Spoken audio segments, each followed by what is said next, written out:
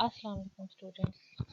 आज हम अपने चैप्टर के नेक्स्ट पार्ट की तरफ बढ़ने लगे हैं जो कि इलेक्ट्रोमैग्नेटिज्म। लेकिन उससे पहले हमें थोड़ा सा मैग्नेटिक मटीरियल या मैग्नेटिक फील्ड के बारे में पता होना चाहिए। तो आज हम थोड़ा सा introduction of magnetic field study करेंगे। तो सबसे पहले आज हम इस सिलसिले में सबसे पहले हम मैग्नेटिज्म को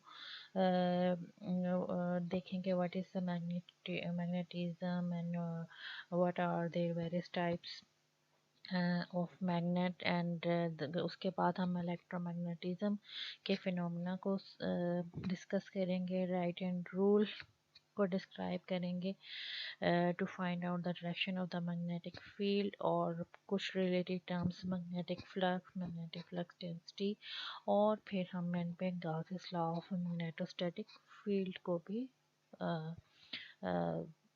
शॉर्ट फॉर्म में थोड़ा सा हम डिस्क्राइब कर देंगे ताकि आपको कुछ आइडिया हो जाए कि मैग्नेटिज्म क्या होता है। तो सबसे पहले हम इसको स्टडी करते हैं what is magnetism, it's various properties.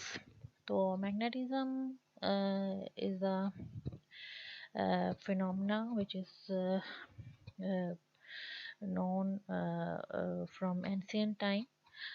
Greek, Romans and Chinese एक ऐसे मटेरियल के बारे में सब जानते थे कि मिनरल और stone an oxide of iron has a property of attracting iron objects. जैसा कि ये इस फिगर में नज़र आ रहा है, तो ये एक ऐसा मटेरियल है नेचर में जो अट्रैक्ट कर सकता है आयरन के आयरन ऑब्जेक्ट्स को। यहीं से हम डिस्क्राइब कर सकते हैं the body which attract small pieces of iron at points north and south when suspended freely is called the magnet and its power of attraction is called the magnetization। तो ये picture में हमने अपने matric में भी इस किस्म का एक प्रैक्टिकल किया होगा कि मैग्नेट को साउथ एंड नॉर्थ पोल से डिफाइन किया जाता है और उसके एक मैग्नेटिक नीडल्स के थ्रू हम एक मैग्नेटिक फील्ड को ड्रॉ करते हैं। ये एक प्रैक्टिकल भी होता है। तो the study of properties associated with the magnet is called the magnetism. तो सबसे पहले हम इसकी टाइप्स की तरफ जाते हैं कि जो कि एक तो परमानेंट मैग्नेट है। Permanent magnet comes from the ores.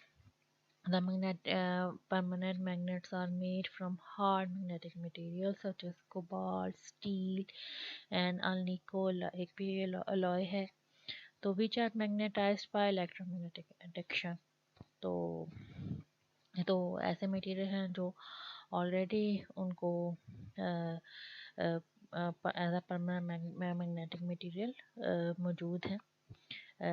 तो यहाँ पर हम इनकी प्रॉपर्टीज़ को देख सकते हैं किसी भी मैग्नेट की, परमानेंट मैग्नेट की। वरना bar magnet is dipped into iron feeling, जैसे कि यहाँ पे हम ये इस फिगर में देख सकते हैं। आयरन फीलिंग्स जो है थोड़ी बहुत तो उसके सेंटर में adhere to center part, but many of them cluster to ends. तो इस यहीं से फिर हम डिफाइन करते हैं कि they ends are called the poles of the bar magnet। The magnet has two poles called north pole and south pole। The north pole and south pole attract each other।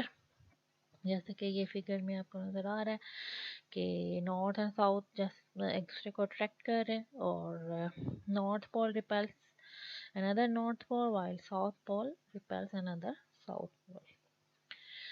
इसके अलावा एक और property very interesting है कि अगर हम किसी pole of a magnet never be separated from the magnet, तो अगर हम उसको सेपरेट कर दें तो बजाय इसके कि वो अलग अलग नॉर्थ हो जाए या साउथ पोल बन जाए, उसके बजाय एक और मैग्नेट बन जाएगा। ठीक है, the magnet is considered at the poles than the central part of the magnet। Steel and iron bar get magnetized when it is rubbed against the magnet or heating or dropping it on ground several times can demagnetize it। इसके अलावा है the space और region around a magnet in which attraction or repulsion with other magnets take place called the magnetic field. This is the magnetic field. This is the magnetic needle which describes the direction of the magnetic field from north to south. And here is the magnetization is stronger than the central path. We can see. और magnetic field को हम यहाँ पे magnetic field को B से represent करते हैं. And the magnetic field is a vector quantity. Its direction is defined by the magnetic field lines. This is the magnetic field lines. This is the flux of the magnetic magnet. ठीक है. जैसे कि electric field है उसकी electric field line है same. Magnetic field है उसका magnetic field line है उसका फ्लक्स है magnetic flux. Magnetic field lines of force enter into the south pole. ठीक है. Comes out of the north pole. यहाँ से निकलती हैं और साउथ पोल की तरफ जाती हैं. उसके बाद आते हैं इलेक्ट्रोमैग्नेट. ये तो अभी हमने परमानेंट मैग्नेट के बारे में पढ़ा. इलेक्ट्रोमैग्नेट जो कि हमारा टॉपिक भी है. आगे हम इसको मज़ीद इसके रिलेटेड लॉस भी पढ़ेंगे. तो magnetic field generated around a straight conductor in the form of circle when current flow through it is called the conductor. This conductor is called the electromagnet. Means कोई हमारे पास वायर है उसमें से current flow कर रहा है तो उसके भी अराउंड एक अगर ये डायरेक्शन है करंट की तो उसके अराउंड एक मैग्नेटिक फील्ड क्रिएट होगी. ठीक है. तो इस तरह वो कंडक्टर भी इलेक्ट्रोमैग्नेट बन जाएगा. The power of attraction of electromagnet is called electromagnetization और electromagnetism क्या है? The study of properties of electromagnet is called electromagnetism. और electromagnetic field क्या है? The magnitude of generated electromagnetic field depends upon the amount of current in the conductor. जो कि हम Ampere's law हम आगे इसको स्टडी भी करेंगे डिटेल में. एम्पेयर्स लॉ से हम इसको स्टडी करते हैं और उसको राइट हैंड रूल से इसके डायरेक्शन को, ये जो मैंने अभी मैग्नेटिक फील्ड की डायरेक्शन बताई है कि इस तरफ होगी तो उसको भी हम राइट हैंड रूल से डिस्क्राइब करते हैं जो कि हम नेक्स्ट लेक्चर्स में इसको स्टडी करेंगे एम्पेयर्स लॉ को. जैसे यहाँ पे एक आप देख सकते हैं कि ये करंट है कंडक्टर है उसमें ये करंट की डायरेक्शन फ्लो ऑफ इलेक्ट्रॉन्स इस साइड पे है करंट की डायरेक्शन इस तरफ है. तो मैग्नेटिक फील्ड यहाँ पे जनरेट हुई है और वो इस तरफ ऐसे मूव कर रही. सॉरी ये मेरे से गलत ड्रॉ हो गया. तो इसकी डायरेक्शन इस तरफ. ठीक है.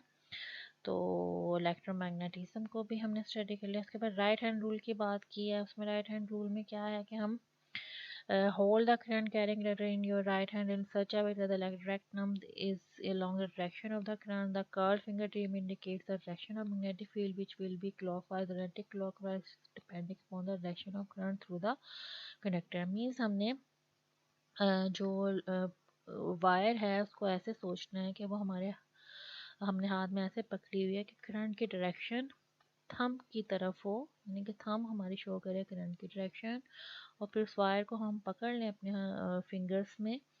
तो जो फिंगर को हम जब कर्ल करें तो वो जो डायरेक्शन हो वो हमें बी की डायरेक्शन होगी. ठीक है.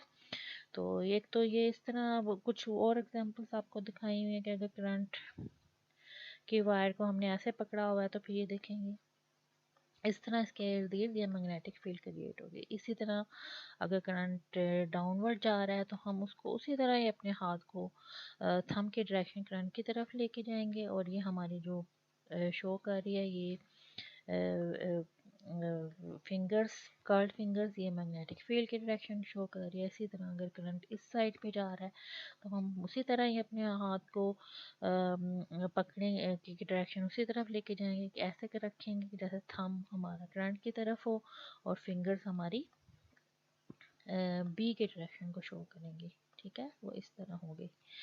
तो यहाँ पर यूजेस ऑफ मैग्नेट बहुत ज़्यादा है. जैसे कि आप कंप्यूटर साइंस के स्टूडेंट्स हैं, कंप्यूटर्स में यूज़ हो रहा है, प्रिंटर्स में यूज़ हो रहा है, मोटर हमारे इलेक्ट्रिक मोटर, मेडिकल यूज़ है, small refrigerator to magnetic recording tape and computer disk hard disk में मैग्नेट यूज़ हो रहा है.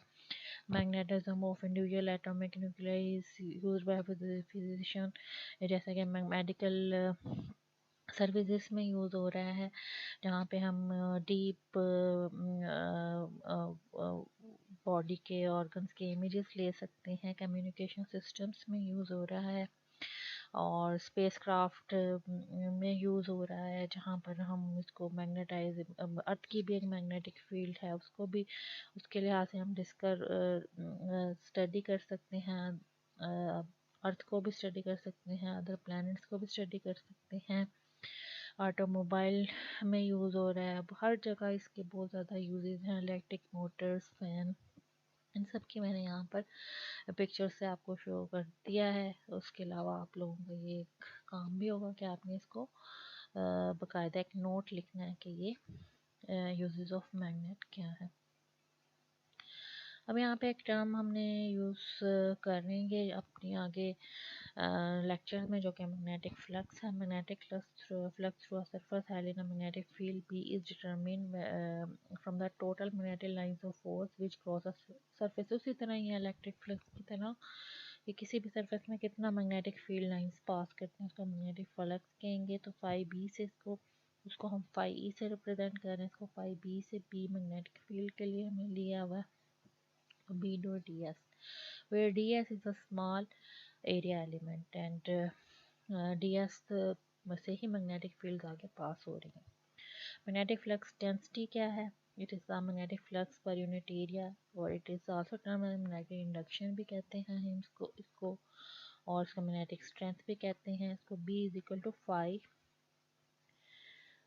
ओवर ए, इसके यूनिट्स वेबर्स हैं, और ऐसा यूनिट 1 वेबर को हम डिफाइन कर सकते हैं as a magnetic flux amount over an area of 1 metre square. The area is held normal to the uniform magnetic field of 1 tesla. तो it means 1 weber is equal to 1 tesla into 1 metre square. यहाँ पे एक हमें ये equation मिल गई। Tesla के दरमियान क्या रिलेशनशिप है वेबर एंड टेस्ला के दरमियान।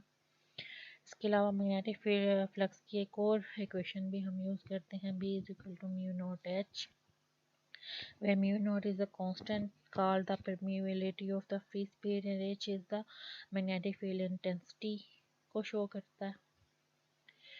इसी तरह इलेक्ट्रिक फील्ड का अगर गाज असला है तो मैग्नेटोस्टैटिक फील्ड का भी एक गाज असला है, लेकिन उसमें तो वो charge Q over epsilon not के इक्वल होता था ई डॉट डी ए। तो यहाँ पे जीरो है। The total flux passes through a close surface held in a magnetic field is zero. It is given as closed surface B dot ds is equal to 0. This is the Gauss's law of the magnetostatic field। ठीक है, वो question हमारे electric field के लिए थी, Gauss's law के लिए, और यहाँ पे ये मैग्नेटोस्टैटिक फील्ड के लिए Gauss's law। It is also known as the law of magnetic flux conservation. तो आज हमने यही स्टडी करना था। होप सो आपको समझ आ गया होगा।